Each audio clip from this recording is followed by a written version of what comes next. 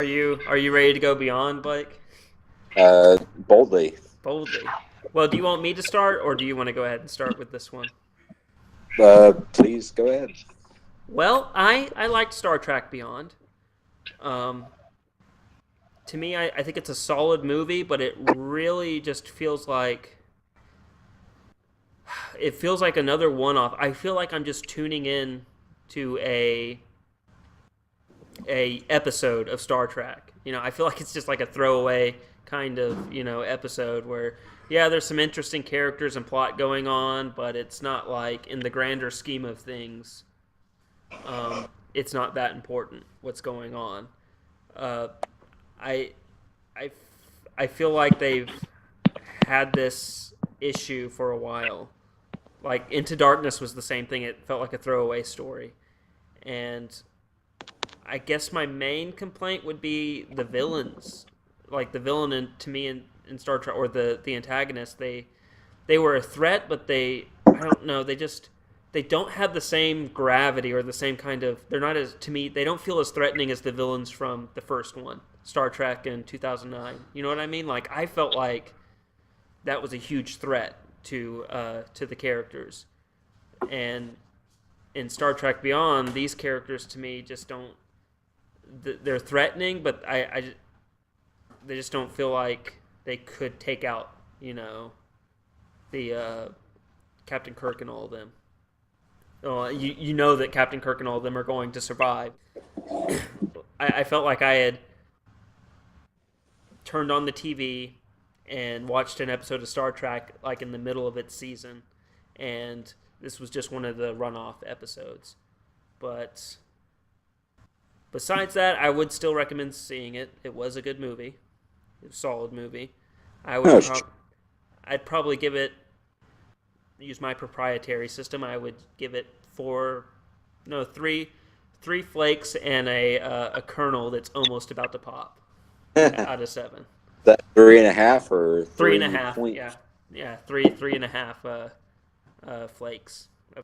Yeah, I did enjoy it. I mean, all the post Abrams Star Trek films have had an episodic feel in my mind, except maybe Into Darkness, which directly pulled from the 2009 film. Yeah, But this one, I felt like it had like kind of a confidence to it that allowed it to like kind of expand some of its characters more, especially yeah, Bones, who they more or less neglected in the previous two films. I mean, he was there, but he was only there to like really joke. But here they kind of gave him a character, yeah, and they let him interact with other characters. Whereas yeah, in the first two films, it was all about Kirk and Spock, which they more or less kind of drop in this film. But at the same time, it's like, this did have an episodic feel. I mean, all these films have kind of had an episodic feel, yeah, and the villain is a weakness because it's just a guy who wants revenge. yeah, um, and it's hard to get like I didn't really feel the thematic resonance of the conflict between Kirk and that guy. I yeah, guess it's all about unity, um, yeah, and against military prowess, hegemonic authority, as that guy was about. But this film actually kind of had a Western feel. They answer a distress call. They're bandits in the outlands, and the sheriff has to go there, and they get ambushed, and it's an adventure.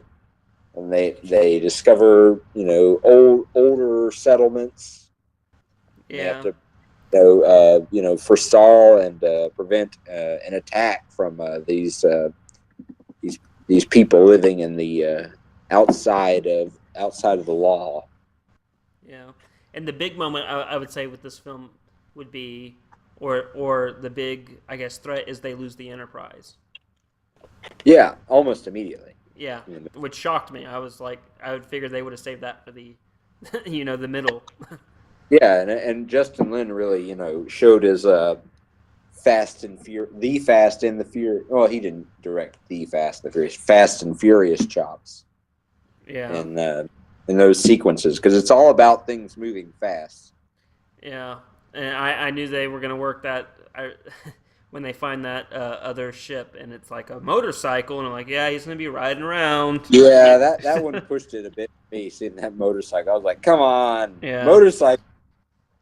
The best part in this film, I think, is Spock and Bones interaction, which is Yeah, that was pretty good. I mean, they had some good set pieces as well, yeah, where it's like the ship is at a tilt and they're moving through the corridors, yeah, and those things kind of reminded me of Inception, or like they're like falling down like a ship that's turning over, yeah, yeah. or or Which they did in. in the finale the gravitational kind of Oh, that they're moving through, where it's like you could just like turn to the right and be in like a different gravitational well.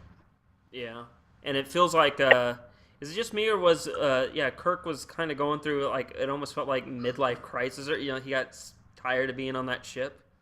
Because it's like at the end of Into Darkness, they are starting like a 5-year mission, and this movie takes place around Sure. 3 years after. Like they're like in the middle of their a little over a middle of their mission statement. Exploring the Yeah, galaxy. but which begs the question: how did any Jack Daniels survive that long on the ship?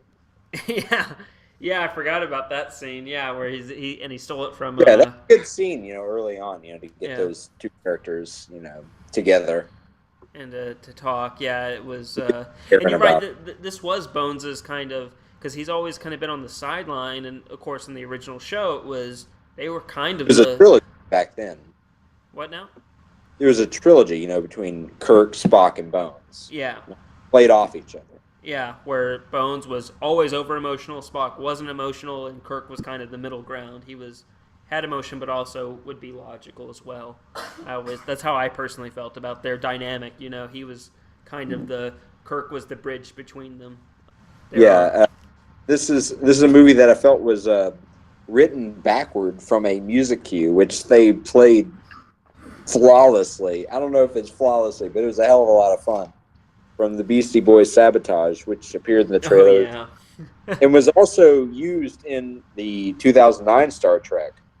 That track, but so let's just call it Star Trek. But at that point, it had no context, so it's just like, whatever.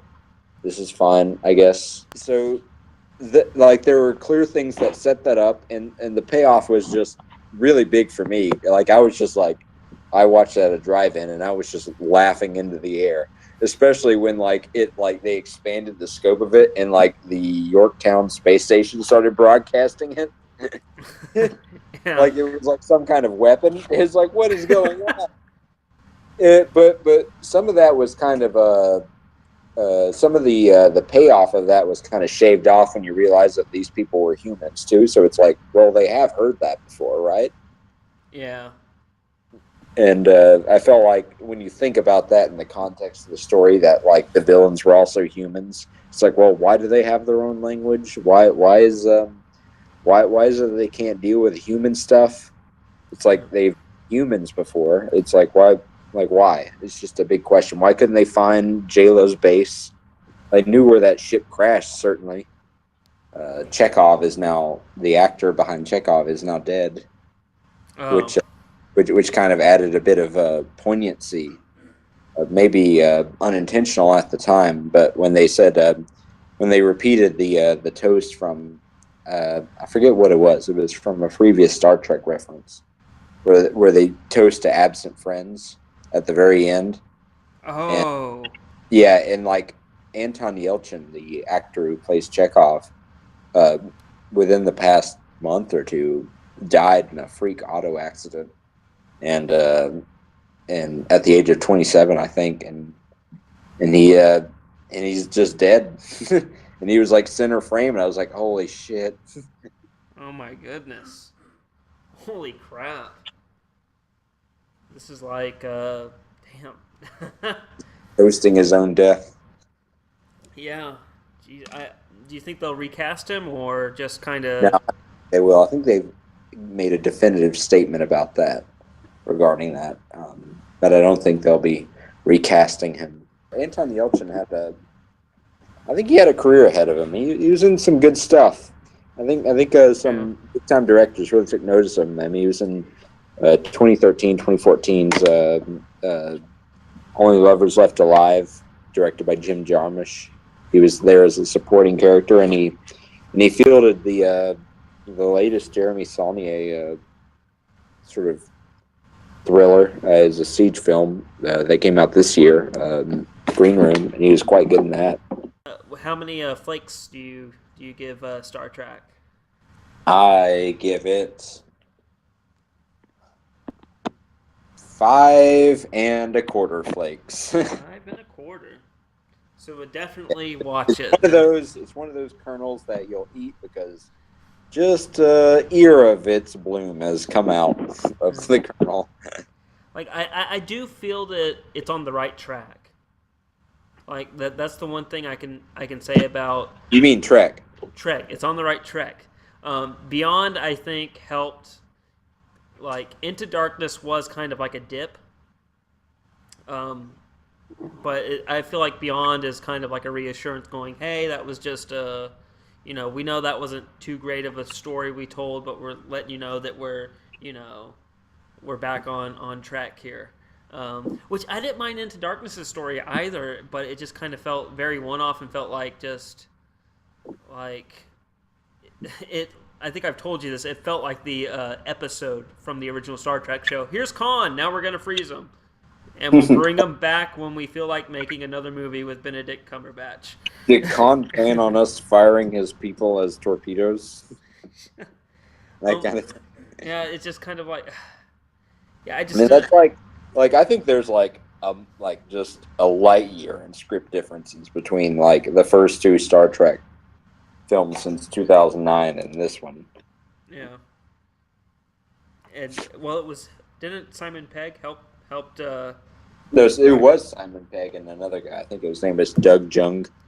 But the other ones were Orsi and Kurtzman, who do other things now. And they've been in charge of a lot of really simplistically bad scripts over the years. But a lot of them involve magic blood. It's kind of their thing. I don't understand. One of them is a 9/11 truther, so there's. Boy. I liked the first one, Star Trek 2009. I still think that's, out of all three of these, I still think that's the best. Yeah, I mean, I like that, and I even called that one episodic at the time, and because it is, and yeah. But at the same time, it's sort of like a good dumb movie because everything is just so simplified. Everything is so like all the characters are one note. Like it's like, oh, was Kirk is Kirk the most machismo of everyone on the crew? Well, now he's a ladies' man all the time. And it's like, and he like cannot stop himself from flirting with any lady who is passing by. Yeah, and then Spock is punchy, and it's like everyone is just one note, and they just keep playing and they play those notes right, but there's no subtlety to that film. Yeah, and I will say this though, at the end of it, personally for me though, I felt like there's a whole new Star Trek universe to explore. Like the way it ended, it was just so open and so like at least for me, had me looking forward to the next movie. And then I watched Into Darkness, and I wasn't looking so much confident in this universe anymore. It was dull and boring. It was, I wouldn't say it was a perfect movie. By far, it wasn't a perfect movie, but at least it kind of did its job and got you excited. And then you watched Into Darkness, and it was like, what did they do?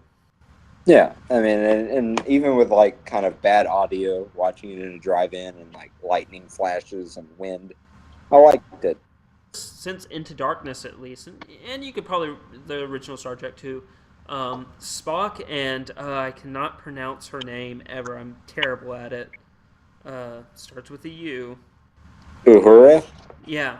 Zoe Saldana's character. It's just like it's weird. It's like you don't get too many glimpses of it, but you watch their relationship break down. Like Into Darkness, they were having some trouble, and it's like, oh, it looks like they've patched things up. Looks like things are going to be okay. And then you get to Star Trek Beyond, and it's like they're broken up. And then I love that scene with Bones and Spock where he's talking about, the necklace he gave her has a special radioactive signature or something like you gave. Yeah, it's essentially them like tossing all the work they put into that relationship in that movie. It's like, well, let's at least make it a plot point, but it's not a thing anymore. Yeah, it's not a thing. It's just like, and it just feels so weird because it feels like maybe they have some other plans down the road or something. That's why they did that. But it felt like it was something important to the story, their relationship, and then all of a sudden it's just like, no, we're broken up. We're just just doing our normal thing. We're just friends. But Spock's dealing with the rationality or or I guess how logical it would be to maintain a relationship with her while his species is dying because they aren't mating. Yeah. So, should I go with hopefully we get a movie bond with Vulcan woman or yeah I was gonna say hopefully we get another movie. The next movie is they do an homage to the Pon Farr episode where I remember I watched that with Tanny, and Tanny's like, so basically we just watched an episode where Bones and Kirk are trying to get Spock laid.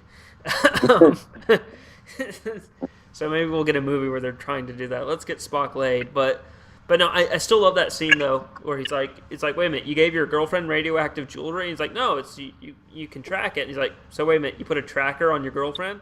So he's just it's not like that. I didn't think of that. He's just like, I hope you never or thank God you don't respect me, because he said he gave it to her because he respected her.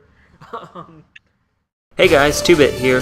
Just wanted to say thanks for watching, and if you really enjoyed this video, please give us a thumbs up. Now if you want to watch more 2-Bit reviews, click the video on the left. And if you enjoy discussing and debating the latest topics in gaming and geek culture in general, click the link on the right to check out our 2-Bit podcast videos. And if you'd like to join the 2-Bit community, click the subscription button in the corner, that way you won't miss a thing. Anyway guys, thanks for watching.